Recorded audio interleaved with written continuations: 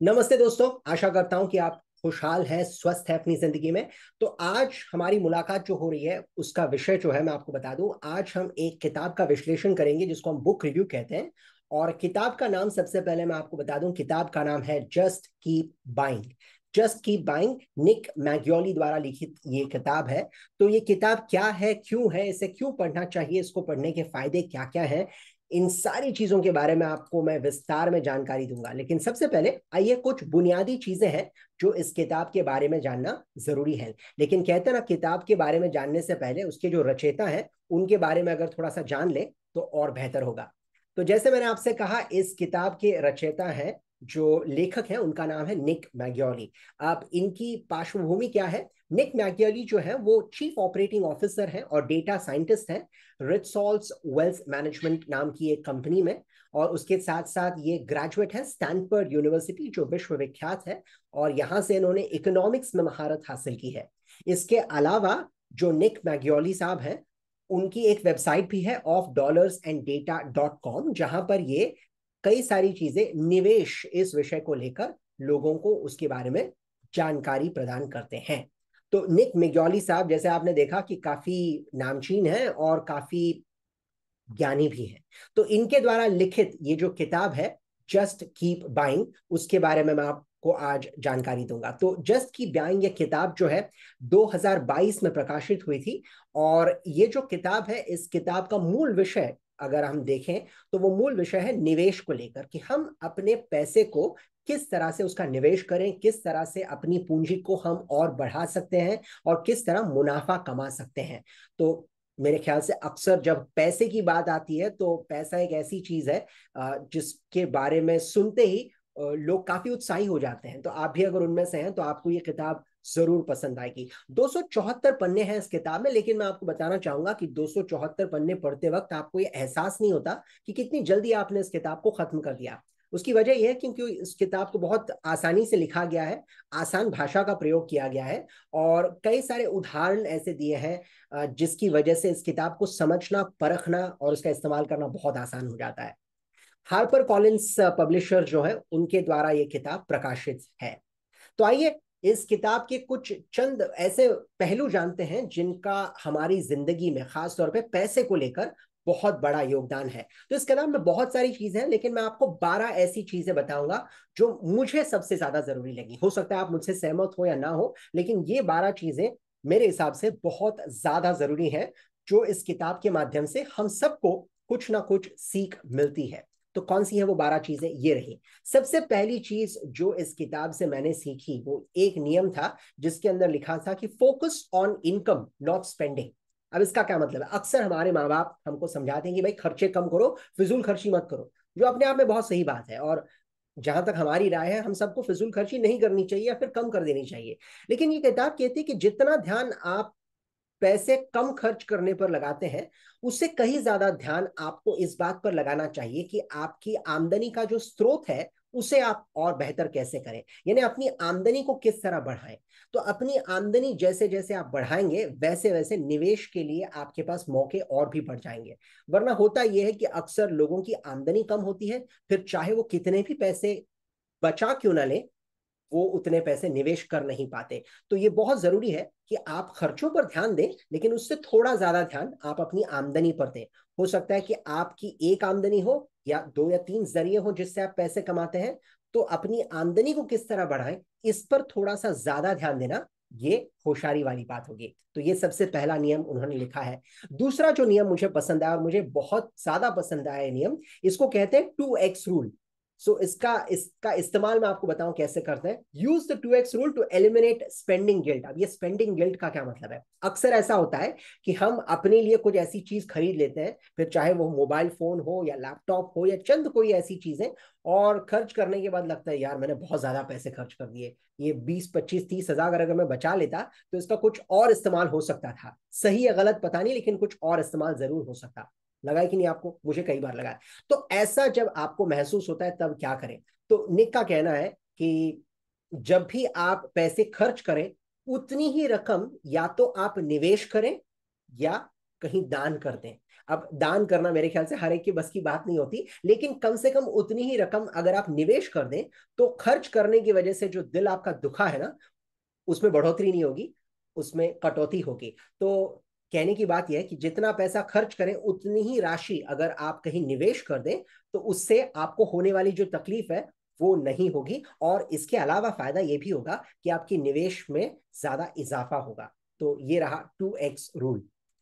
Number 3, उनका कहना है कि आप जो भी पैसे कमाते हैं, जिसको हम कहते हैं जब बोनस आपको मिलता है, या फिर आपकी तनख्वाह बढ़ती है, या फिर किसी भी प्रकार अगर आपकी आमदनी में इजाफा होता है, मानिए आप कहीं पर काम कर रहे हैं तो हर साल आपको अगर किसी भी तरह से इंक्रीमेंट मिलता है, उसमें आपके पैसे बढ़ते हैं, तो उस पैसे का 50% जो है वो आपको संभाल कर रखना चाहिए। तो इस नियम को कहा गया save at least 50% of your future raises and bonuses. मतलब जब कभी आपको बोनस के तौर पे पैसे मिले या फिर इंक्रीमेंट के तौर पर पैसे मिले, तो इसका मतलब ये नहीं कि सारे के सारे पैसे आप खर्च कर दें, उड़ा दें और अपनी जीवन शैली को और सुधारने की कोशिश करें। उसमें से कम 50% आपको निकाल कर रखने हैं अपनी निवेश के लिए। तो याद रखिएगा, अगर आप 1,000 रुपए इजाफा पाते हैं, 1,000 रुपए की बढ़ोतरी पाते हैं, तो उसमें से कम 500 रुपए जो है वो निवेश के तौर पर आपको इस्तेमाल करने चाहिए। ऐसा कहना है निक मिग्योली साहब का। नंबर 4 का जो नियम है उनका, बहुत ही दिलचस्प नियम है। डेट इजंट गुड और bad, it depends on how you use it. अब डेट का मतलब होता है कर्जा। अब वैसे तो कर्जे से दूर रहना, परहेज करना काफी अच्छा माना जाता है, लेकिन एक जरूरी बात जो निक यहां पर कहते हैं, जो लेखक हैं इस किताब के, उनका कहना है कि आप जब कभी कर्जा लेते हैं, ये जरूर पूछिएगा उस कर्जे की वजह क्या है और उस कर्जे का इस्तेमाल किस तरह हो रहा है। अगर उस कर्जे का इस्तेमाल आपकी आमदनी आने वाले भविष्य में बढ़ाने वाली है, तो फिर कुछ हद तक आप शायद कर्जा कर भी सकते हैं। लेकिन कर्जा अगर आप मौज मस्ती के लिए ले रहे हैं, तो फिर आने वाले दिनों में आपको तकलीफ जरूर होगी। तो किस लिए, किस वजह से आप कर्जा ले रहे हैं, ये बहुत जरूरी है, क्योंकि कई बार लोगों को घर खरीदते वक्त भी कर्जा लेना पड़ता है। तो इसका मतलब ये नहीं कि वो कर्जा बुरा है। हाँ, जितना हो सके कर्जे की रकम हो सके उतनी कम कर दें, लेकिन जहां जरूरी है वहां पर आपको थोड़ा कर्ज उठाना पड़ेगा, लेकिन जो वजह है उसके पीछे, कर्ज लेने के पीछे, वो वजह बहुत ज्यादा जरूरी है। Number 5, only by a home when the time is right. ये बहुत ही बढ़िया नियम इन्होंने कहा है कि बहुत लोगों का सपना होता है कि अपना घर खरीदें, है ना। तो सवाल ये भी पूछना चाहिए कि अपना घर हम कब खरीदें। अक्सर लोग घर खरीदते तो हैं, लेकिन खरीदने का जो वक्त होता है वो शायद मुनासिब नहीं होता। अब मुनासिब का मतलब क्या है? मुनासिब का मतलब है कि आपको अपनी आर्थिक परिस्थिति का जायजा लेना चाहिए और अपने आप से ये पूछना चाहिए कि मेरे लिए सही समय कब होगा जब मैं घर खरीद सकता हूं या घर खरीद सकती हूँ। अब इसके लिए आपको अपनी आमदनी देखनी पड़ेगी, अपने खर्चे देखने पड़ेंगे, आपके ऊपर जो जिम्मेदारियां हैं वो देखनी पड़ेंगी, आपको कितना कर्जा मिल सकता है ये देखना पड़ेगा, और सबसे बड़ी बात कि आपको क्या इस वक्त घर की आवश्यकता है या नहीं है। तो ये सारे पहलू जो हैं, इनका मूल्यांकन करने के बाद ही आप इस नतीजे पर पहुंचे कि आपको घर खरीदना चाहिए या नहीं। अब घर खरीदने को इतनी तवज्जो क्यों दी गई है? क्योंकि यहां पर निक मैक्योली जो है उनका कहना है कि घर खरीदना ये आपकी जिंदगी का सबसे बड़ा आर्थिक निर्णय हो सकता है, और होता भी है कई लोगों के लिए, क्योंकि घर हम जिंदगी में एक ही बार खरीदते हैं। अगर दूसरी तीसरी बार खरीदते भी हैं तो कई बार लोग पहला घर बेचकर दूसरा या तीसरा घर खरीदते हैं। तो इसलिए आपका जो घर है, जो आपका सपना है, उसको खरीदते वक्त आपको ज्यादा सावधानी बरतनी चाहिए, क्योंकि इस निर्णय का जो असर है वो आपके जिंदगी के आने वाले वर्षों पर जरूर होगा। तो थोड़ा सब्र करके सोच समझकर निवेश करना जरूरी है।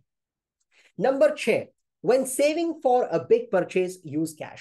मान लीजिए आपको एक कार खरीदनी है आज से कुछ सालों बाद, तो कई बार लोग जो है या तो स्टॉक्स में निवेश करते हैं, यानी शेयर्स में निवेश करते हैं, या फिर कुछ लोग बॉन्ड्स वगैरह खरीदते हैं।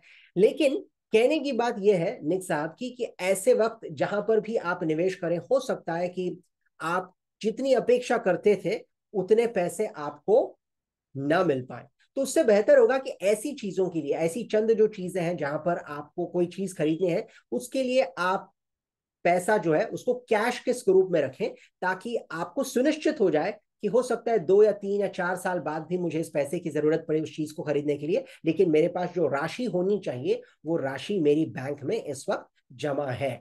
तो कई बार मार्केट के उतार चढ़ाव जो होते हैं उनका असर हो सकता है पैसे पर। तो इसके लिए जरूरी है कि अगर आपको आने वाले 3 या 4 सालों में अगर कोई राशि की जरूरत है कुछ खरीदने के लिए, तो उसको कैश के स्वरूप में रखना, पैसे के स्वरूप में रखना ज्यादा मुनासिब होगा। नंबर 7 का जो नियम है, उनका कहना है कि think like an owner and buy income producing assets. हमेशा एक मालिक की तरह सोचिए और अपने पैसे का निवेश करते वक्त ये जरूर ध्यान रखिएगा कि आप वहीं पर पैसे निवेश करें जहां पर आपको उससे और ज्यादा मुनाफा कमाने की अपेक्षा है, जिसको हम कहते हैं इनकम जनरेशन। इनकम का मतलब होता है कि आपकी जो आमदनी वहां से होने वाली है वो सुनिश्चित हो और सही मात्रा में हो। तो फिर चाहे वो स्टॉक मार्केट में हो या फिर म्यूचुअल फंड्स में हो या फिर आप किसी को अपना घर किराए पे दे रहे हो, जो भी चीज हो, ऐसे ही जगहों पर पैसा निवेश करें जहां से आपको निरंतर आमदनी होने की अपेक्षा है, जिसको हम कहते हैं इनकम जनरेशन। ठीक।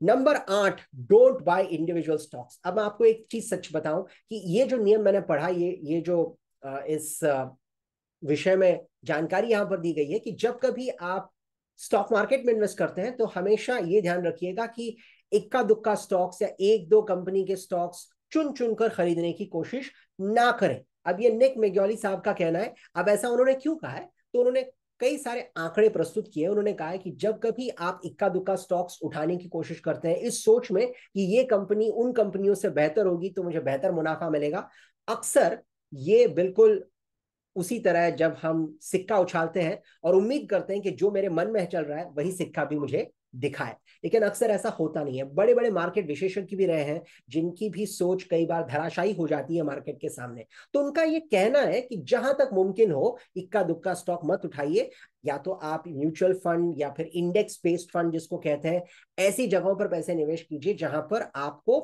5 या 10 या 15 20 कंपनियों का एक साथ आपको मुनाफा मिलने की संभावना होती है। तो ये भी एक सुझाव है जो उन्होंने प्रस्तुत किया है यहां पर। इसके अलावा नियम नंबर 9 बहुत ही अच्छा नियम है ये भी, बाय क्विकली सेल स्लोली। इसका मतलब है जब कभी अच्छे मौके आपको मिलते हैं खरीदने के, तो आपको ज्यादा वक्त वहां पर जाया नहीं करना चाहिए, उसके लिए आपको तैयार होना चाहिए। लेकिन जब बेचने की बात आती है तो जरा सोच कर समझ कर, क्योंकि कई बार क्या होता है कि जब मार्केट के उतार चढ़ाव लोग देखते हैं तो अक्सर जल्दबाजी में बेचने की कोशिश करते हैं, और जब आप जल्दबाजी में कोई चीज बेचते हैं, फिर चाहे वो घर हो या शेयर हो या कुछ और, तो होता यह है कि अक्सर आपको घाटा होता है या घाटे का सामना करना पड़ता है। तो ऐसा आपके साथ कतई ना होने पाए, तो खरीदते वक्त जल्दी कीजिएगा, लेकिन बेचते वक्त जरा सोच कर समझ कर ठहर कर कि मैं जो करने जा रहा हूं सही है या गलत, इसका मूल्यांकन करना आवश्यक है।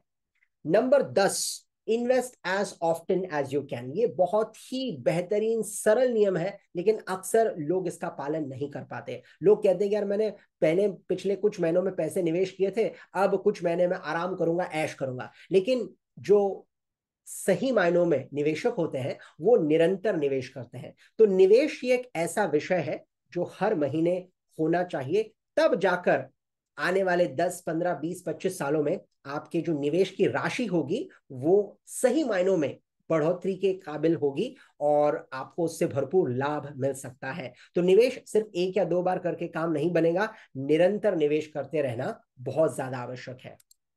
Number 11, market crashes are usually buying opportunities. Usually ये शब्द देखेंगे आप, उन्होंने बड़ी सावधानी के साथ इसका इस्तेमाल किया है कि जब कभी मार्केट टूटता है, जब कभी मार्केट बिखरता है, तो अक्सर लोग मार्केट से परहेज करते हैं और अपने अपने फंडे हैं, अपने अपनी सोच है। लेकिन निक का कहना है यहां पर कि जब कभी मार्केट ने आज तक इतिहास में जब कभी मार्केट धराशायी हुआ है, गिरा है, तो वहां पर आपको खरीदारी के मौके भी मिलते हैं। तो आपको सचेत रहना चाहिए, और अगर ऐसे मौके आपके सामने आए तो मौके को देखकर चौका भी लगाना चाहिए। इसका मतलब है कि वहां पर खरीदारी के सुनहरे मौके बन सकते हैं।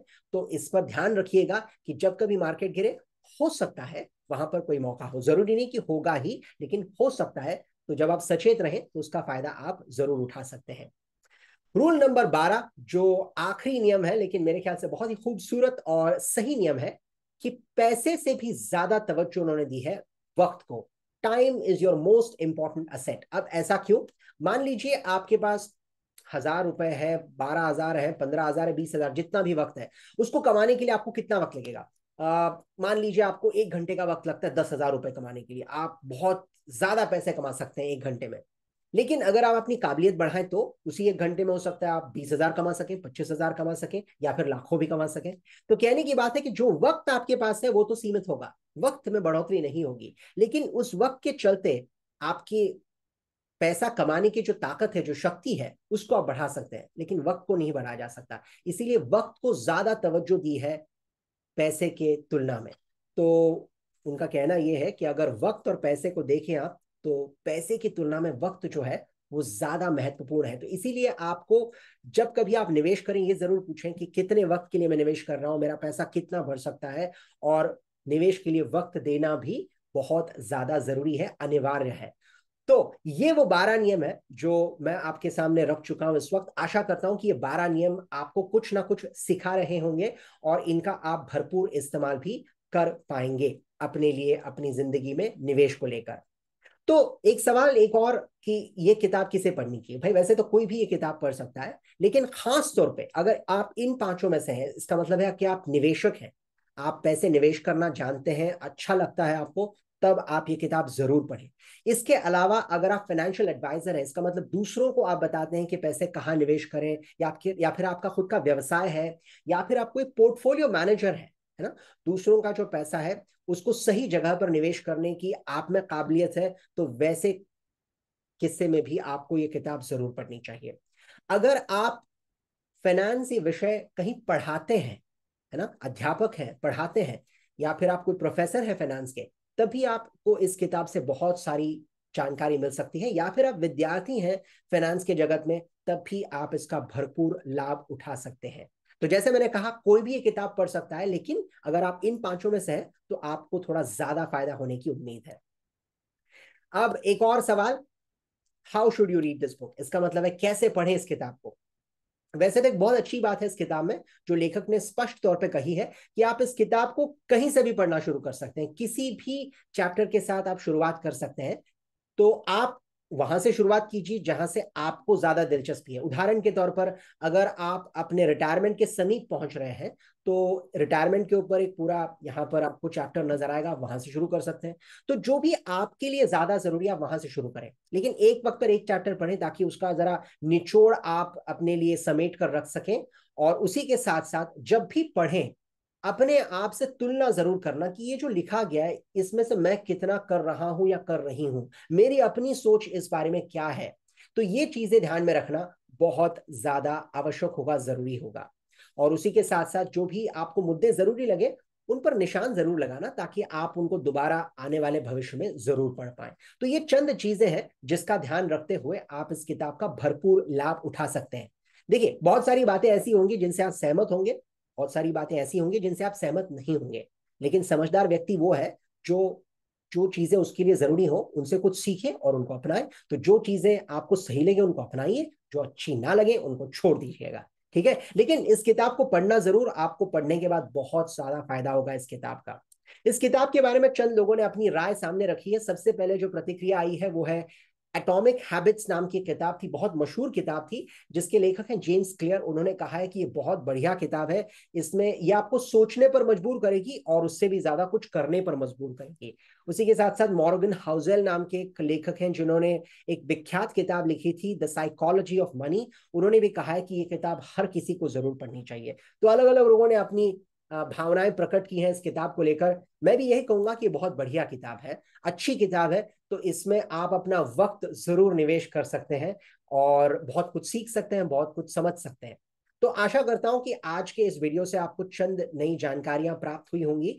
दोबारा मुलाकात होगी किसी और विषय को लेकर, किसी और किताब को लेकर।